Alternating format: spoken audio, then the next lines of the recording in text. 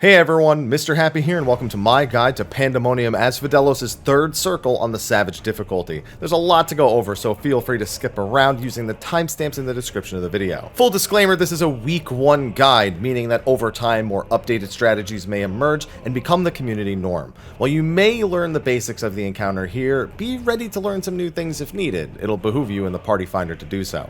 For that reason, I'm going to include multiple strategies for some mechanics, even if it stretches out the guide a little longer, just to help you understand some more of the options you might see. Before pulling the boss, you'll want to set up a few things. For one, you'll need to assign 4 pairs of players, with 1 DPS paired with either a tank or healer, and assign them an intercardinal direction. You'll also need 2 groups of 4, one of them having both tanks and one of them having both healers. So we usually do 2 melees with 2 tanks and 2 ranged with 2 healers, but just do whatever you have to do. You also might want to quickly call spread positions. I'm going to be including diagrams that have positions for DPSs 1 through 4, healers 1 and 2, and the main tank and second tank. So if you can call those positions at the start, that would definitely help everyone. As for our markers, the 4 cardinal close markers that you see on the ground here are the ones that matter the most, but we did actually like doing these further out ones as well for a couple of mechanics. For the basics, Phoenix's room-wide AoE is Scorched Exaltation. Being the third fight, these are going to hit a lot harder here, so respect these with addles and reprisals. The Tank Buster is Heart of Condemnation. On Savage, Phoenix selects targets for this by tethering random players, so the tanks need to quickly take those off the party and then move away. It's best to have everyone stacked behind the boss as best as possible, so the tanks can quickly run under the hitbox and intercept them before getting away from the group. These are AoE and hit very hard, so cooldowns and step away from everyone. Now onto the actual mechanics. The first is Experimental Fireplume. Depending on the animation the Phoenix uses, this performs one of 2 patterns. If there are a bunch of fire orbs rising out of the Phoenix, then it will do a rotating AoE, with the last AoE being in the center. If it's one giant fire orb that rises up, a giant AoE will be fired at a random party member. Regardless of which pattern you get, it's best to stack in the middle of the room for almost every Fireplume across the fight, then just dodge towards the outside. Tanks, if you hold the boss right where it starts at the beginning of the fight, you can actually bait the AoE center and then move directly through to the north, and everyone can hit the boss the entire time.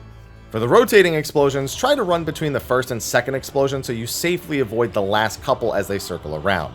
If it's the giant fire orb, be careful about people moving early. I always get right up against the edge of the arena for this, just in case. Right after Fireplume is left or right Cinderwing, aka Larbird or Starbird. Thanks for revenge. This just does a half room AoE on whichever side the attack is aimed at. Just get to the opposite one. Right after Cinderwing, have the tank center the boss and prepare for Darkened Fire. Like normal mode, this summons 4 Darkened Fires on the arena that must be killed before they erupt.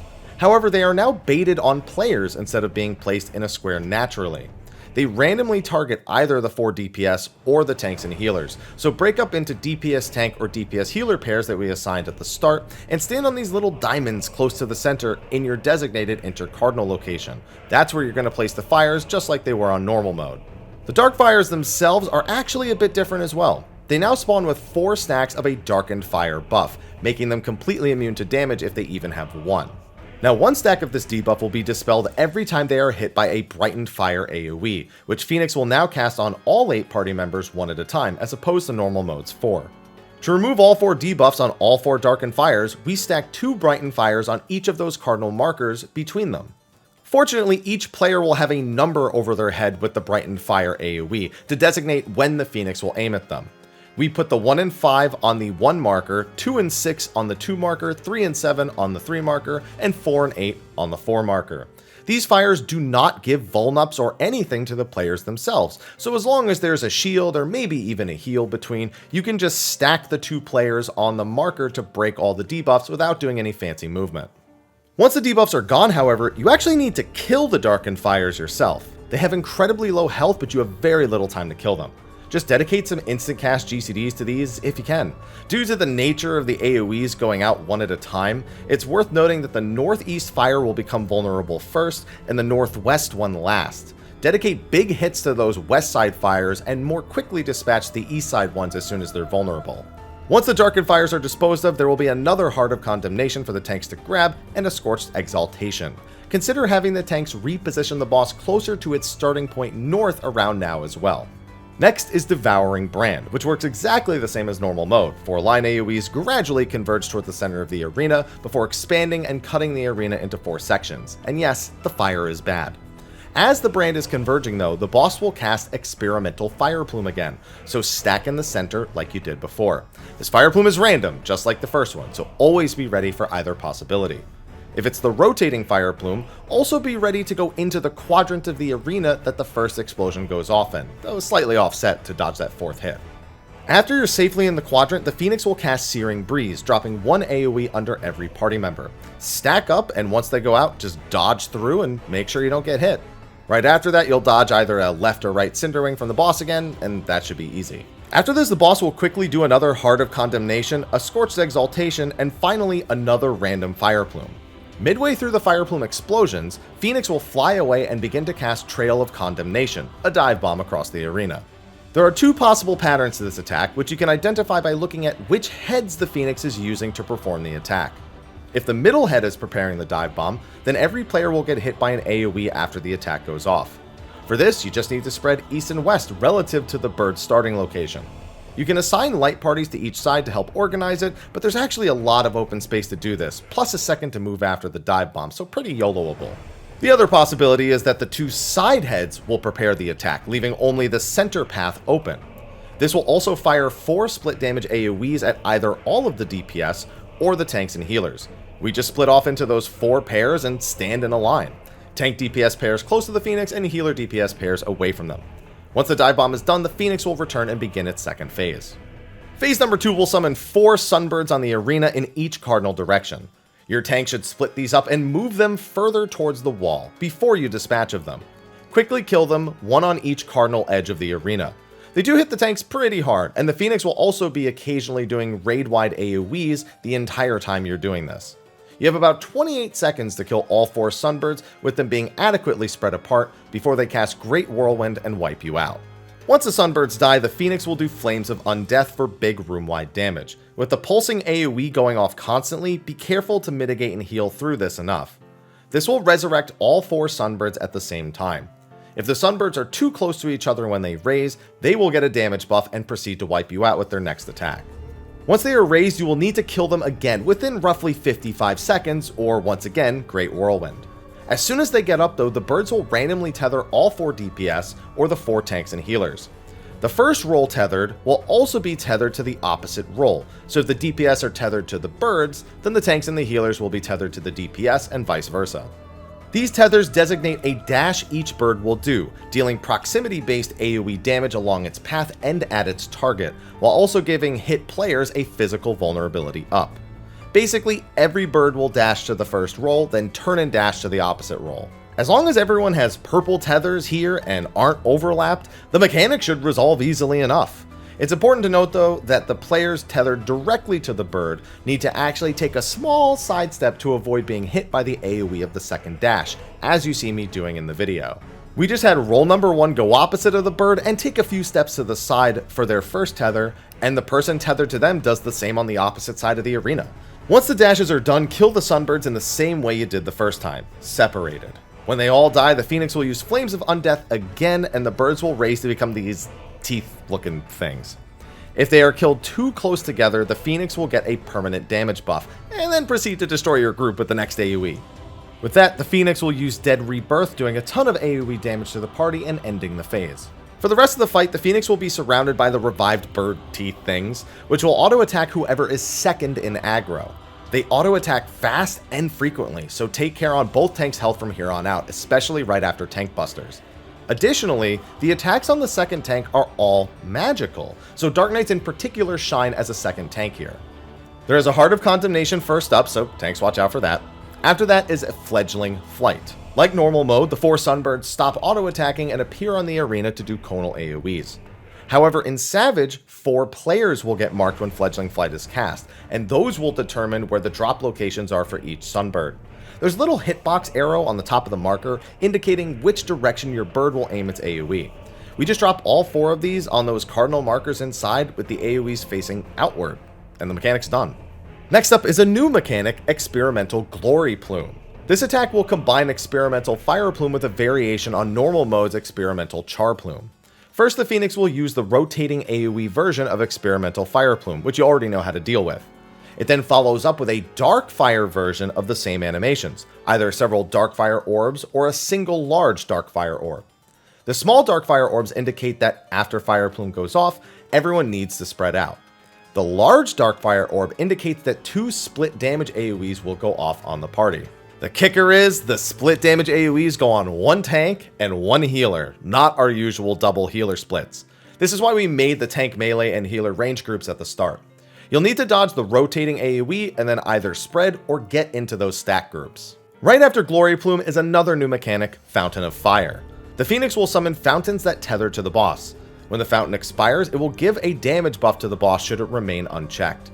However, if a player steps in the puddle, then it will tether to them, and when it goes off, the player will take a massive amount of their health pool as damage and prevent the boss from getting damage stacks. The fountain soaking player will also receive a buff that drastically increases their healing potency for a short time. These puddles spawn across from each other, always starting on the cardinals, either east-west or north-south. Every few seconds, another puddle spawns clockwise to the one prior, totaling 2 sets of 4 puddles each by the time it's done. To handle this, have each healer prioritize 2 possible starting locations. So one healer would prioritize the puddle starting north or east, and the other south or west, and then just rotate clockwise. Every time the healer takes a puddle, they can use almost any heal to get their health back, thanks to that super big buff. If you have the MP, it's definitely great to use AoE heals like Sucker, Medica 2, AoE regens in general, since the healing potency buff will work on your team heals during this as well. I got a Fairy Embrace for 30k and a Stellar Explosion for 130k. Yeah, it's nice. The other 6 party members will be dealing with a different ability, Sun's Pinion. This will have 3 back-to-back pairs of AoEs, which will target the players closest to the Phoenix when they go out. These AoEs can also never target the same player twice. When the AoE expires, it will do AoE damage and give fire resistance down, meaning any player hit by this plus anything else will die. Once the AoE goes off, a Darkfire Phoenix will also spawn in the AoE's location and begin charging a proximity damage AoE in that player's direction, noted by a tether. You basically just run to the opposite side of the room to avoid this. The difficulty here is making sure that the Sun's Pinion's target don't get clipped by other attacks, but also that they don't aim those dive bombs at the Fountain of Fire healers with the dashes. Fortunately, there's a nice easy way to do this. First off, we always have our baits be tanks first, melee second, and range third. Adjust if you have triple range or melee, but you get the picture. The tanks drop their Pinion directly in front of the first fountain, the melee drop theirs on the second fountain, and the range directly in front of the third fountain. Then to dodge their own Phoenix dash, they just run right through to the other side and get behind the Phoenix that is dropped on the other side. The melee and range need to wait until they see the prior Phoenix dash go off before passing through, or they're going to get clipped by that dash. But other than that, it's simple and consistent. The tank's melee and range can even pre-position immediately upon seeing the fountains being put down, since the Pinions can't target the same player twice. Range just need to make sure they take a step further back than the melee, who are a step further back than the tanks. Right after the Fountain of Fire resolves is 2 Scorched Exaltations. Your healer should still have one last fountain buff to abuse before this, so honestly you should have some fat shields for these AoEs. Then there's a Heart of Condemnation for your tanks to grab before the next mechanic. Here we're at another new attack, Firestorms of Asphodelos. This will deal big raid-wide damage, so big mitigation is important here. This will summon 3 fire tornadoes along the outer edge, 1 north, 1 southwest, and 1 southeast. Additionally, the boss will pulse room-wide damage with Blazing Rain like it did in the Sunbird phase earlier, so keep an eye on that. Honestly, everything in this phase does a ton of damage, so please respect it. The first attack in this phase is Flames of Asphodelos. This does 3 pairs of conal AoEs from the center of the room, 1 pair at a time. It's like dodging any other 1 at a time AoE. Stand out of the first AoE and then quickly move into the second. While these resolve, the boss will cast Experiemtnal Ashplume. This will do either the tank healer stacks or the spread AoEs from Gloryplume, so after you dodge the conal AoEs, either stack or spread with your respective groups. I recommend dodging the conals on the same side of the room as the rest of your group. We did range healers in front of the boss and tank melee behind for positionals, as the boss's position is static here no matter where your tanks are standing. After Ashplume is another set of Flames AoEs. Then, this will be followed by Storms of Asphodelos. This attack has conal AoEs firing from the boss itself and from each of the fire tornadoes around the room. The boss itself fires a conal AoE at the 3 players closest to it, while the tornadoes each fire at one of the closest players. At the same time, there are 2 Heart of Condemnation tank busters going out that the tanks will need to grab. The first basic strategy looks something like this. The tanks grab 2 tethers and aim them directly north and southwest for tornadoes. Meanwhile, we have 1 ranged DPS and both healers bait the tornadoes, aim towards the wall, and the 3 DPS bait between each tornado. While this is how we cleared, and clearly workable, there's an improved way to go about this. What is more likely to catch on is this. We still have the range and healers deal with the outside tornadoes as you see here, but all 3 of the other DPS do their baits along the south side. The tank then grabs the tethers and goes northwest and northeast, and you resolve it this way. You can also stack all 3 of the boss bait players south, and then have the tank step in and take both a storm AoE and the tank busters. This will require them to both have their tank invulns available, but isn't too bad to handle. We'll see which of these catch on in the party finder. The final attack of this phase is Darkblaze Twister. This will label each tornado with an element. 2 of them will be fire enhanced, and 1 of them will be dark fire enhanced. The dark fire tornado will do a knockback noted by the cast bar in the enemy list, while the other 2 will do donut AoEs. You'll want to have players ride the knockback from the dark fire tornado to get them close to the fire tornadoes without touching them, of course. Before the knockback goes off though, the boss will cast Searing Breeze, this time doing 4 back-to-back baited AoEs on the entire party. We started by identifying where the Darkfire Tornado was, and then starting our baits approximately there, rotating around the boss clockwise until all 4 were resolved. Right before the knockback, the Phoenix will also use Experiemtnal Ashplume again, which will be either a spread or tank healer split like before. To preemptively handle this, we assign that the tanks in the melee should get knocked back left from the Darkfire Tornado, and the healers in range should get knocked back right.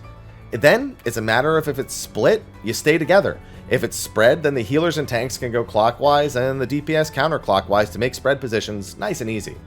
After this, there is one last Scorched Exaltation to group up for and heal before the phase will end. The next mechanic is Death's Toll. This will give stacks of the Death's Toll debuff. If you have any stacks left when the effect expires, you will instantly be killed. To remove the stack so this doesn't happen, you must be, well, killed. When you die, a stack will be removed and you will survive with 1 HP. Fortunately, the boss gives you a Fledgling Flight cast right after giving you these debuffs to help you resolve this. This time for Fledgling Flight, face all of them directly into the center of the room. Players with 4 stacks of Death's Toll should stand dead center and be hit by all 4 AoEs. Players with 1 stack of Death's Toll should stand directly behind any of the 4 Sunbirds, and players with 2 stacks should stand intercardinally between them. Doing this will resolve all of the debuffs without any extra hits killing anyone. However, the mechanic isn't done yet. While the Sunbirds are resolving your Death's Toll debuffs, the Phoenix begins casting Life's Agonies. This attack deals big AoE damage by default and has its damage amplified based on your missing health. It's technically survivable if you're not at max health, but only barely and only if everything's on point, so just heal everyone to full. Since Death's Toll lowers your HP to 1, this means everyone needs to heal to full to prevent death here and ensure to mitigate the hit all the same. This is made a bit more difficult thanks to another debuff. When Death's Toll is removed, all players will receive HP recovery down, making it more difficult to heal to full in a short period of time. If you have an Astro, just use Macrocosmos. Pretty much solves the entire mechanic. If you don't have that, then you're going to need to make sure you use big heals for this. I'd highly advise DPS who have it to use Second Wind and use any sort of healing amp that you have. After this is one final new mechanic, Gloryplume number 2. This Gloryplume will always be the large Fireplume orb with a random dark fire orb pattern. We liked to bait the AoE for the large Fireplume directly north, then pass through the boss and do one of these 2 positions you see here, depending on which Gloryplume we get.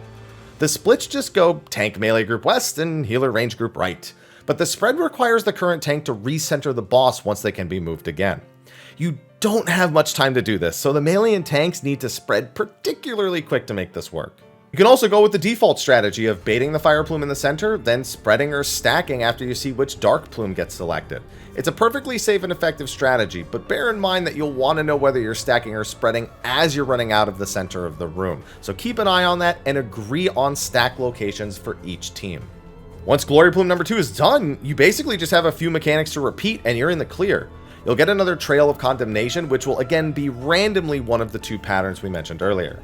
After returning to the arena, the boss will use Devouring Brand and Experimental Fireplume again, with Searing Breeze and left or right Cinderwing, exactly the same as before. After 2 more Scorched Exaltations, the boss will begin casting Final Exaltation, wiping the party at the end of the cast. In total, you have just about 11 minutes to beat the Phoenix's Enrage. And with that, that's going to be a wrap for my guide to Asphodelos' 3rd Circle on the Savage difficulty. Decided to make this one a bit longer because there's a lot of conflicting strategies right now. And again, reminder, there's no guarantee that anything here will even be the norm in a few weeks. So at the very least, take this opportunity to learn the fight, understand how the mechanics work, and you should be able to adjust to whatever the Party Finder does pretty well. Anyway, thanks for watching. I'll see you all in the next video. And until then, take care.